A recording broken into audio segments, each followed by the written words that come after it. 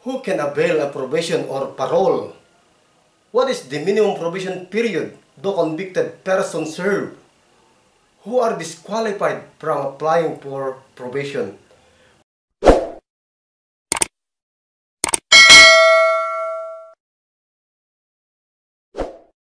Magandang araw mga kapatid, mga kabagis, my dear subscribers ng YouTube. I am YouTube vlogger Charlie Pinto and welcome to my vlog and to our episode, Alamin ang Karapatan Mo, Issues and Commentaries. What is Republic Act 10707 all about? Otherwise known as the Probation Law of 1976. It lists the requirements needed for a convicted prisoner to be qualified for parole or probation.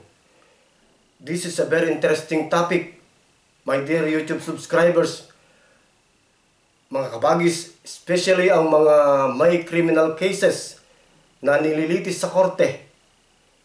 Pakinggan natin ang aking personal interview sa probation chief ng Ilocos Sur.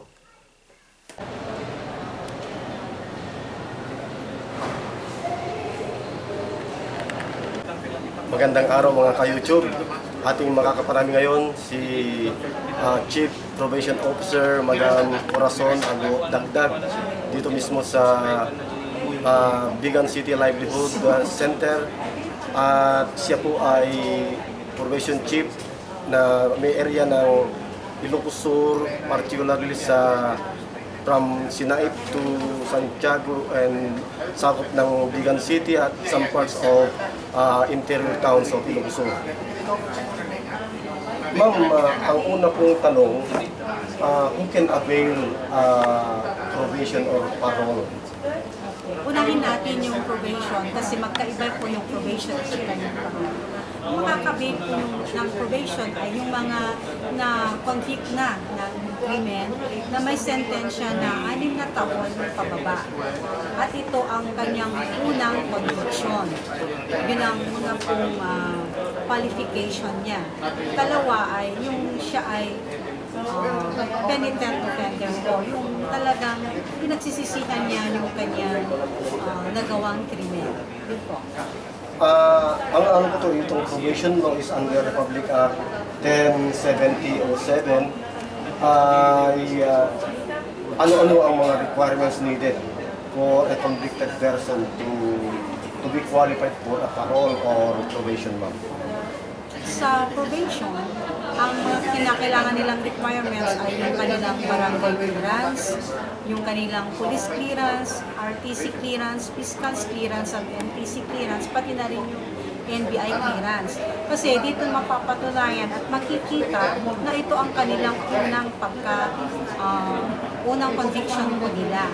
Sa parole po naman, yung qualification kasi ng parole, dapat kasi ma-serve na niya muna yung kanyang minimum sentence bago siya makakapag-apply po ng parole. Ang kinakailangan din po nito ay yung referral po na manggagaling sa warden na siya ay na-meet na niya po yung minimum na sentence po niya, na-serve na po niya, at kinakailangan din yung mga sinasabi ko pong mga clearances tulad ng barangay, RTC, MTC, fiscal, at saka police clearances. Ma'am, is the grant of probation a matter of right or privilege? It is a privilege kasi hindi po lahat ay makakapag-apply ng probation. Sabi ko nga kanina, may mga qualification po ng probation. May mga distinction. As according to the provision of probation chief, probation and parole are privileges, not a right, which allow criminals to avoid prison or to be released from prison after serving only a portion of their sentences. Para sa akin, mga ka-YouTube, kung minsan parang naabuso na rin ang Republic Act 10707 na ito. Bakit? Dahil ang criminal sa magagang kaso tulad ng estafa, falsification of official documents, threat, slight physical injury, theft, acts of lasciviousness, slander, and others ay hindi naman mabibilanggo mag-apply lang sila ng probation, kailanman hindi na sila mabilanggo o makatikim man lamang ng kagat ng lamok sa loob ng rehas. Kaya kung minsan tumututol ako sa batas na ito sapagkat ako mismo ay nabiktima ng isang convicted sa kaso. May inihabla ako noon ng kasong estafa through falsification of official documents. Hinatulan ito ng Regional Trial Court. Ngunit ang nag-prosper lamang na hatol ay sa kaso niyang falsification of official documents. Hinatulan ng 4 years conviction or imprisonment. Ngunit agad na nag-apply ng parole. Kaya hindi siya kailanman nakatikim ng lamig ng rehas o kagat ng lamok sa loob ng bilangguan. Sayang nga lang naman ang filing fee ko sa kaso na yan. At ang pagsusumikap kong makamit ang panluluko sa akin. Kaya kung minsan mga kapatid, mga ka-YouTube, kung may mga malilit na hindi nyo pagkakaunawan sa isang tao, o kaya'y may malit lamang na kaso, huwag nyo nang padaanin ng korte. Mas mainam na lang na through amicable settlement. Para hindi na maberya, wala ring mangyayari. Dadaan lang sa parole and probation. Hindi ba parang tinotolerate ng batas ng probation ang would-be criminal na gumawa ng magagang krimen?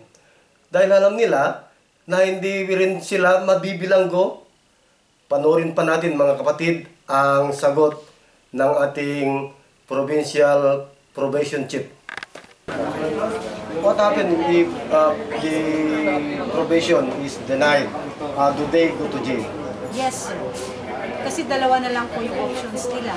Pag once kasi na-convicted na po yung isang tao, dalawa na lang po yung natitira po.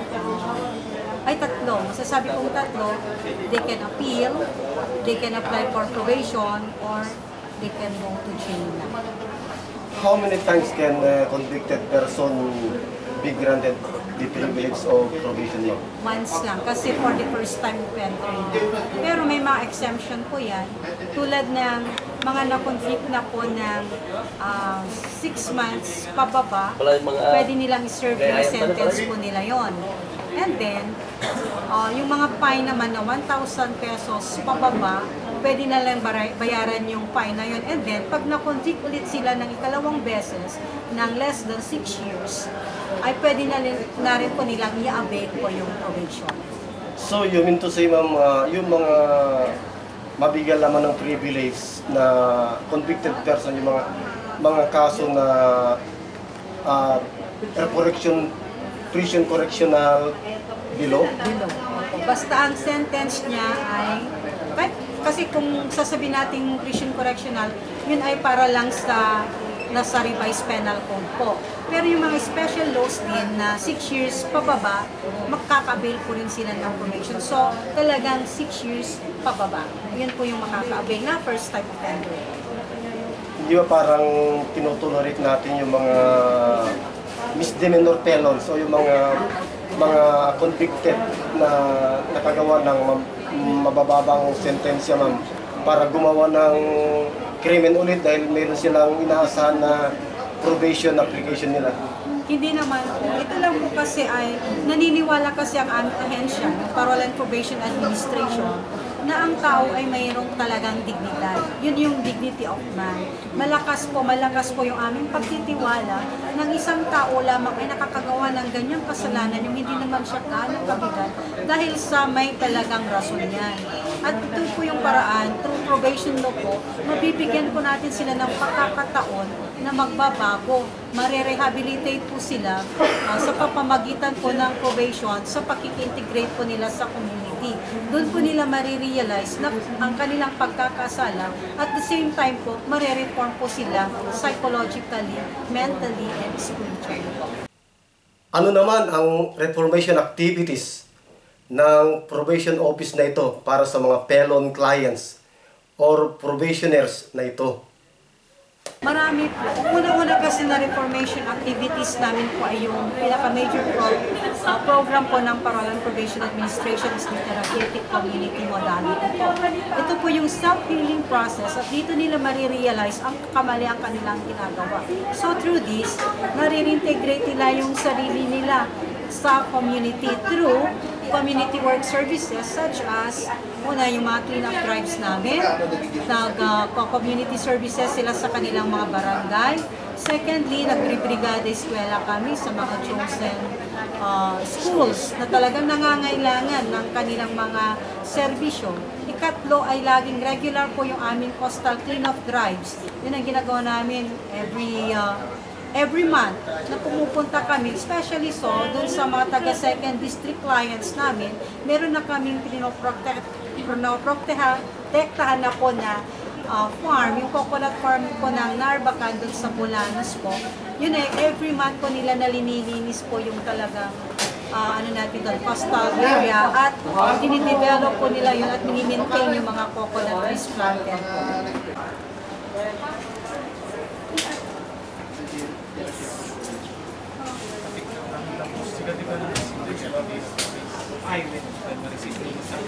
Have to nawatan nyo lang yung mga tatay ya nawatan nyo when niya ti action nyo tapno mabalbaliwan dajay nga madi nga ugali. Brother, ano ang naging kaso mo kaya't naging client ka dito sa probation office? Ang kaso ko noon ay nahulihan ng baril.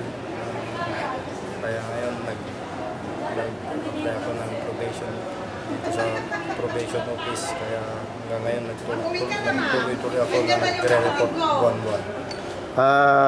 Mula sa pagkakahuli mo na yan, may pagbabago ba sa personal mong buhay ang gagawin mo ngayon? Gusto mo pa bang gumawa ng mga ganong krimen? Sa ngayon, hindi na maulit yun kasi malaki ng pagbabago itong binigay sa akin ng probation office kaya nagbago ng aking buhay. Ano naman ang tulong sa inyo ng opisina para sa inyong mga kliyente nila? Marami naman pag nagre-report kami, pag hindi kami makapasok, nagpapaalam kami, yun naiintindihan naman nila. Okay, salamat. The goals of probation and parole are to rehabilitate offenders and guide them back into society while minimizing the likelihood that they will commit a new offense. Who may grant approved probation may be granted whether the sentence imposes a term of imprisonment or a fine only. An application for probation shall be filed with the trial court. Tuloy natin ang interview. Livelihood ma'am, mayroon bang may tutulong din ng opisina ninyo sa mga nagbabagong buhay na ito ng mga client ninyo? Meron din po. Meron kaming yung coordinated from the Department of Agriculture at meron po ngayon yung nagro-roll na kaming mga animal dispersal projects. Meron kaming mga rinorol na mga baboy, mga piglets, swine, goat, ducks, chicken, ganun po. Kanya-kanyang mga clients who needed income livelihood na ganun. And then, meron din po kaming mga services from TESDA. Nakaka-avail din po sila ng mga skills training nila. And then, meron po yung mga ibang mga non-government organizations na nag-train po para sa kanilang mga skills. How often do these felons or these convicted probationers report to your office? Usually, regularly, it's once a month. Pero, should need arises, nagiging twice or thrice a month, depende kasi if we have some programs, for example, may mga community work services kami, pwede namin 2 beses or we have that National Government Trust. For example, Brigada Eskwela, kailangan din nila talagang aside from the monthly reporting nila for therapeutic community modality sessions, yung sinabi ko po kanina na sa billing process nila for their psychological reformation, mentally and spiritual reformation pala, kasali din po yun yung mga community work services, yung mga other services nila, yung mga coastal cleanups or work cleanup drives, para papakita na nila na they are productive citizens din po. So, pinapakita lang yun. Kaya, minsan, twice a month sila nagre-report. Depende kung ano yung program po. If ever, ma'am, yung probationer ay pumapalyang mag-report sa inyo, ano naman ang disciplinary action niyo? Okay, kung for example, pumalya because he is sick or he is sick, pupunta po yung probation officer doon sa kanila to check it out, and if she is sick, we refer him or her sa mga health centers, ganon. Pero kung yung cause naman ng kaniyang pag-absent ay talagang hindi justifiable, bibigyan namin sila ng warning. Pero sa second time around or third time, we can make a progress report or revocation report kung very grave revocation. Pero kung slight naman yung kanyang pagkaka-absent, pwedeng i-modify natin yung kanyang probation period. Magdadagtag tayo ng mga either 6 months or 3 months, depende po sa pagkakataon. Pero pag grave naman po, meron tayong yung revocation report. Yun ay revocation or violation report. So violation sasabihin namin kasi nag-violate siya ng condition ng kanyang probation. And then pag naggawa kami ng violation report, gumawa kami ng violation report, yun ay marerevoke yung pinahiram sa kanilang subok kaya. So marerevoke yung probation nila, magbabawi. So they have to serve now yung sentence nila po dun sa prison. Can probation be denied without prior investigation? No person shall be placed on probation except upon prior investigation by the probation officer and a determination by the court that the ends of justice and the best interests of the public and the dependent will be served thereby. Let us continue the interview. Recently, ang pinakamarami talaga ay yung mga drug cases namin because of yung plea bargaining agreement from the Supreme Court. Yun po yung kadalasan na case po namin. Okay, yan ang ating panayam kay Madam Corazon Ago Dagdag. Siya po ang ating Chief Probation Officer. Bago tayo magpatuloy mga ka-YouTube, pa-shoutout muna kina Jackie Quatson, Nori Bernardes ng Probation and Parole Office at mga estudyante at mga instructors ng Ilocos Community College who are disqualified from applying for probation.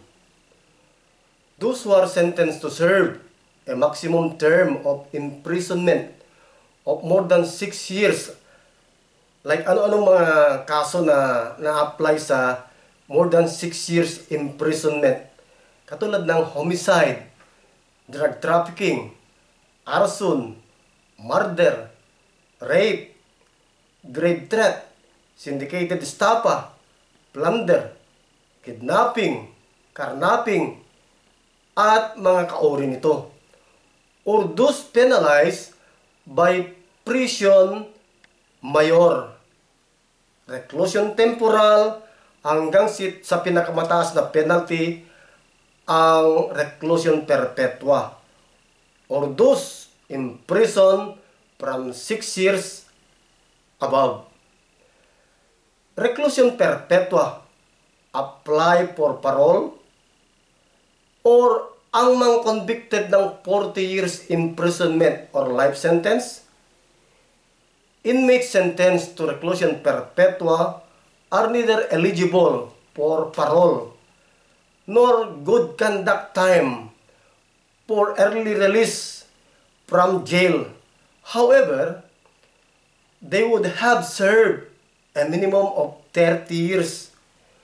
Or hintayin niya muna ang executive clemency na ipagkakaloob ng presidente ng Pilipinas.